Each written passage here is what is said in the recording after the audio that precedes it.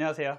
다이어트 멘토 닥터리TV 가정의학과 전문의 원장 이진복입니다. 2023년 새해가 되면서 다이어트 계획을 세우시는 분들이 참 많으시죠. 다이어트 약물에 대해서 알아보는 시간을 갖도록 하겠습니다. 다이어트를 생각해 본 사람이라면 누구나 한 번쯤은 약물의 도움을 받아볼까 하고 유혹을 느끼는 약이기도 하지만 식욕 억제제가 사회적으로 문제를 많이 일으킨다고 하니까 겁도 많이 납니다. 이 위험하기도 하고 관심도 많이 가는 식욕 억제제에 대해서 알아보고 제대로 올바로 식욕 억제제를 사용하는 방법에 대해서 말씀을 드리겠습니다. 구독과 좋아요, 알림 설정 부탁드릴게요. 만약 여러분들께서 다이어트 클리닉에 가셔서 약을 드신다면 꼭 한 번은 먹어봤을 수도 있는 약이 바로 펜터민과 펜디메트라진입니다. 펜터민은요, 흔히 디에타민, 아디펙스, PTM, 신스펜, 로페트 등으로 불리는 약이고요. 나비약, 눈사람 모양의 약으로 잘 알려진 약입니다. 펜디메트라진은요, 흔히 프리, 엔슬림 등으로 알려진 약물이에요. 이 약물들은요, 아주 강력한 식욕 억제제입니다. 식욕을 억제해서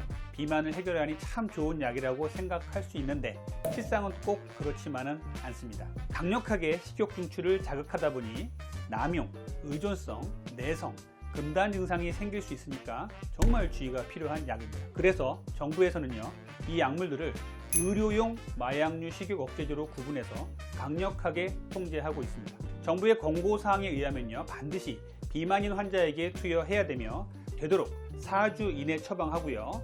연속 처방 기간은 12주 이내로만 가능하도록 엄격히 규정하고 있습니다. 이 위험한 약인 식욕 억제제는 왜 처방을 하고 왜 복용을 할 수 있게 만들어 놓은 걸까요? 정부에서 간단하게 유통을 금하고 약을 못 만들게 하고 처방을 못하게 하면 될 것을 말이죠. 그럼에도 불구하고 이 약을 통해서 도움을 받을 수 있는 환자들이 있고 이 약을 통해서 건강을 되찾을 수 있는 환자들이 있기 때문에 이토록 사회적인 이슈를 만드는 약임에도 불구하고 허가를 내주고 주의해서 처방을 하라고 하는 것입니다. 이 약물들은요, FDA, 식약처 등의 허가를 받았습니다. 철저히 관리하고 처방한다면 체중 감소를 통해서 건강을 지킬 수 있다는 장점이 있는 약물은 분명합니다. 그리고 마약류로 구분해서 관계당국에서 철저하고 강력하게 관리를 하고 있는 것이죠. 근대 양리약의 아버지라고 불리우는 파라셀수스는요, 모든 약은 독이다, 사용량이 문제일 뿐 독성이 없는 약은 없다 라고 얘기를 했습니다. 향정리성 식욕 억제제야말로 이 명언에 딱 부합하는 약물이 아닐까 생각을 합니다. 과용하고 남용하면 정말 문제를 많이 일으키는 약이지만 적절히 꼭 필요한 환자한테 사용한다면 그 환자분에게 건강을 되찾을 수 있게 하는 좋은 약물이기 때문이죠. 저의 경우에도 식욕 억제제를 통해서 건강을 되찾고 행복한 삶을 되찾은 환자들을 많이 치료한 경험이 있습니다. 반대로 어떤 다른 병원에서 식욕 억제제를 너무 많이 먹거나 잘못된 방법으로 치료를 받고 처방을 받아서 삶이 무너져 내리는 환자분들도 아주 가끔 보고 있습니다. 그만큼 식욕 억제제는 주의하고 또 주의해야 되는 약입니다. 그냥 일반 약 먹듯이 그렇게 처방받고 먹어서는 안 되는 약이에요. 식욕 억제제의 단기 부작용을 한번 알아볼게요. 입마름, 불면증, 두근거림, 손떨림, 두통, 또 과민 증상이요. 여성은 주로 짜증을 많이 내고요, 남성은 이유 모를 화가 좀 많이 난다고 얘기를 합니다. 또 이 약을 장기적으로 먹었을 때 생기는 부작용도 있어요.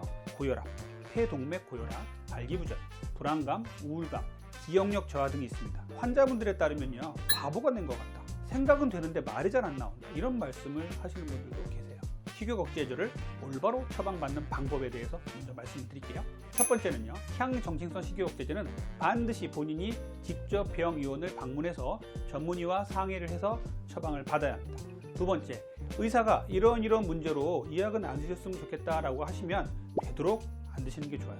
먹지 말라고 하는데 사정사정해서 받는 약이 과연 건강에 안전할까 생각을 한번 해보셔야 됩니다. 세 번째는요, 정상적이지 않은 경로로 입수한 약물은요, 어떠한 경우에도 안 드시는 게 좋습니다. 절대 안전하지 않아요.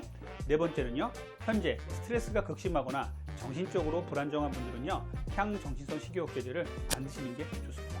식약처가 권고하는 식욕 억제제 처방 시 주의사항에 대해서 말씀을 드릴게요. 식욕 억제제는 4주 이내에 단기간 투여를 합니다. 다만 만족할 만한 체중 감량이 있을 경우에는요, 3개월까지는 처방이 가능하다, 3개월 이상은 되도록 처방을 자제한다, 이렇게 얘기를 하고 있어요.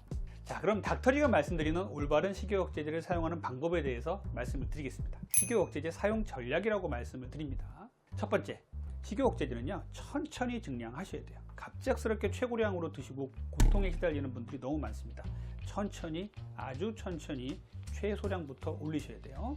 두 번째는요, 최소한의 식욕 억제제를 사용하셔야 됩니다. 세 번째는요, 비만 보조제를 적절히 사용한다면 이 식욕 억제제를 좀 줄이면서 효과적으로 다이어트에 성공하시는 분도 많이 계십니다. 단 보조제의 경우에 이뇨제, 안정제, 수면제는요 절대 금지하셔야 돼요. 자, 네 번째는요, 운동 식사 습관과 함께 치료를 하시라는 말씀을 꼭 드리고 싶습니다. 그리고 다섯 번째는요, 감량하실 때는 천천히 감량하셔야 돼요. 여섯 번째는요, 단기 감량 후에 장기간 처방이 가능한 약물로 변경이 가능하다면 변경하시는 게 좋습니다. 장기간 처방이 가능한 식욕 억제제는요, 싹센다, 큐시미아, 콘트라브 등이 있습니다. 이 중에 큐시미아는요 1년까지 처방을 해도 안전한 것으로 되어 있어요. 자, 닥터리가 말씀드리는 이런 분들은 절대 디에타민 먹지 마세요 라는 분들이 있습니다. 첫 번째는요, 커피에 너무너무 예민하신 분들이에요. 이런 분들은 펜터민이나 펜디메트라진에도 분명히 예민하실 가능성이 높으신 분들. 두 번째는요, 정신적으로 불안정한 분들, 먹고 토하시는 분들, 이런 분들은 절대 식욕 억제제 금지입니다. 세 번째는요, 평소에 불면증이 심하신 분들은 식욕 억제제 안 드시는 게 좋아요. 네 번째는요, 기존 식욕 억제제의 불면증, 흥분 등의 부작용이 아주 심했던 분들은 또 약을 먹어도 그런 부작용에 시달릴 가능성이 높습니다. 다섯 번째는요, 18세 미만 그리고 고령 환자들은요, 식욕 억제제에 상당히 주의하셔야 됩니다. 이런 분들은 반드시 주치의와 상담하시고 처방을 받더라도 받으셔야 됩니다. 여섯 번째는요, 임신 수유부 금지입니다. 임신 가능성이 있는 분들도 주치의와 꼭 상의하셔야 돼요. 일곱 번째는요, 조절이 되지 않는 고혈압 환자 절대 금기예요. 여덟 번째는요, 약물 남용의 병력이 있는 환자 금기고요. 아홉 번째는요, 치료되지 않는 갑상선 항진증 환자도 금기입니다. 열 번째는요, 심혈관계 질환 환자, 동맥경화가 심한 환자들은 절대 금기입니다. 11번째는요, 녹내장 환자도 금기예요. 당뇨병이 있거나 약한 고혈압이 있는 환자, 조절이 잘 되는 당뇨병 고혈압이 있는 환자는요, 신중하게 투여할 수도 있다고 되어 있으니까 이 부분은 주치의 선생님과 잘 상의해서 치료하시면 되겠습니다. 약을 강하게 쓰면요, 요요 현상도 강하게 옵니다. 본인에게 맞는 식욕 억제제의 용량은요, 평소 식사량보다 2분의 1, 3분의 1만 먹어도 충분히 식욕 조절을 할 수 있는 정도의 수준이라고 저는 보고 있어요. 불면증, 흥분, 두근거림, 손떨림 등의 부작용이 심하다면요, 약은 감량을 하셔야 됩니다. 주치의 선생님과 증량 방법, 유지 방법, 감량 방법에 대해서 아주 치밀하게 상담을 하셔야 된다고 저는 얘기를 하고 있어요. 제가 마지막으로 하나 좀 드리고 싶은 말씀이 있어요.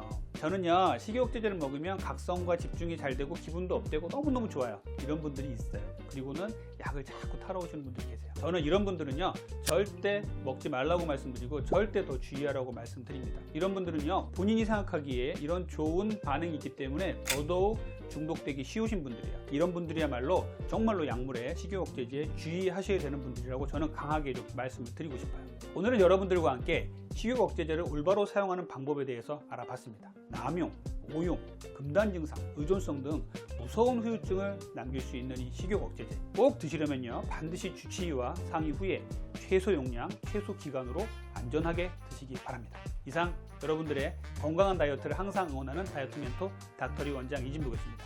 감사합니다.